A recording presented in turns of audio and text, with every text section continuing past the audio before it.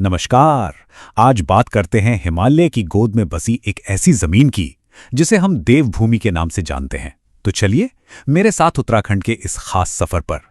उत्तराखंड को देवभूमि कहते हैं, मतलब देवताओं की भूमि। पर सवाल ये है कि आखिर क्यों? ऐसा इसलिए है क्योंकि यहाँ की हर घाटी, हर नदी का किनारा किसी न किसी मंदिर या तीर्थ से जुड़ा है। ये सिर्फ पत्थर की इमारतें नहीं हैं, ये तो इस राज्य की आत्मा है। आज हम इसी पहचान की जड़ों तक जाएंगे। तो आज हम क्या क्या जानने वाले हैं? सबसे पहले एक छोटा सा परिचय, फिर देखेंगे यहाँ के पवित्र भूगोल और इतिहास को। उसके बाद देवभूमि में जिंदगी कैसी है और इसकी आज की पहचान क्या है वो समझेंगे। और आखिर में उत्तराखंड का असल सार क्या है, इस पर बात करेंगे। चलिए शुरू करते हैं पहले हिस्से से। देखिए, देवभूमि सिर्फ एक नाम नहीं है, ये इस राज्य की पहचान का निचोड़ है।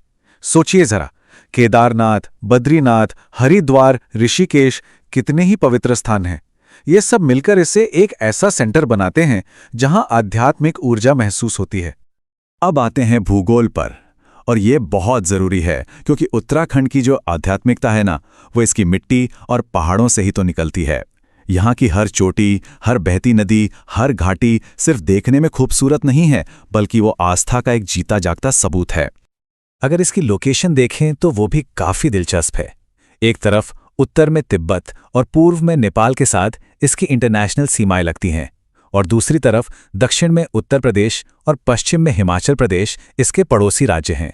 तो इसकी अपनी एक स्ट्रेटेजिक इंपॉर्टेंस भी है। और हाँ, इस जमीन को पवित्र बनाने में सबसे बड़ा हाथ है यहाँ की नदियों का। भारत की लाइफलाइन गंगा और यमुना दोनों का उद्गम यहीं से तो होता है। और ये बात तो कमाल की है कि देवप्रयाग में जब अलकनंदा और भागीरथी मिलती हैं, तब जाकर मां गंगा का असली रूप बनता है।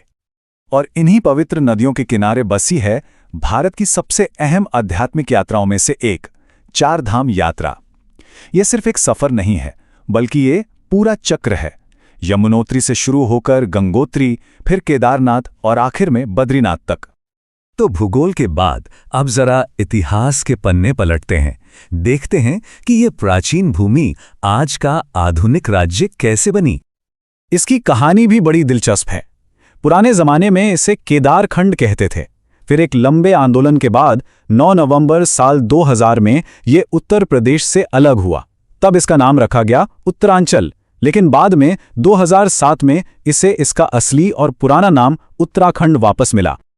और ये नंबर 27, ये बहुत मायने रखता है, क्योंकि यही वो पहचान है जो इसे भारत के नक्शे पर मिली।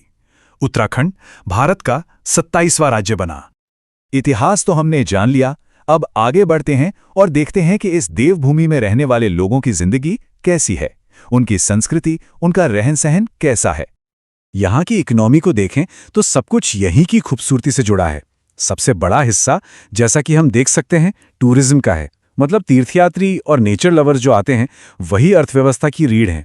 इसके अलावा खेती और छोटे मोटे स्थानीय उद्योग जैसे फूड प्रोसेसिंग और हथकरघा भी अहम है।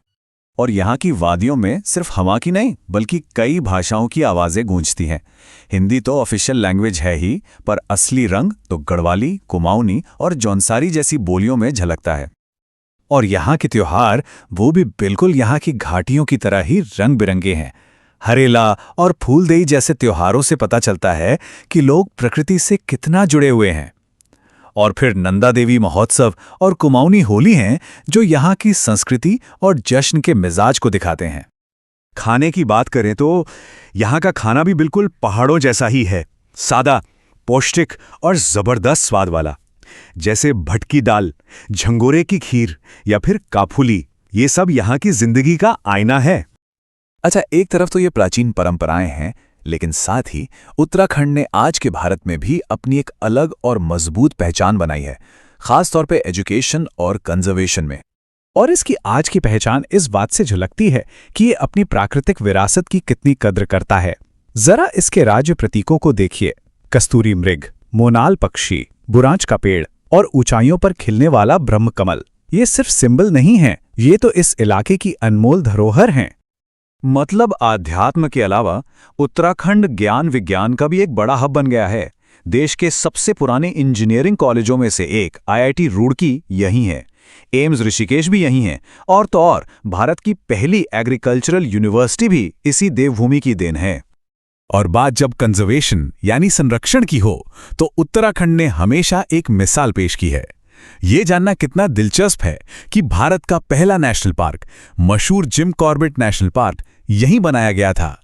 इसने पूरे देश को वाइल्ड लाइफ कंजर्वेशन का रास्ता दिखाया। तो हमने देवभूमि के इतने सारे अलग अलग पहलुओं को देखा।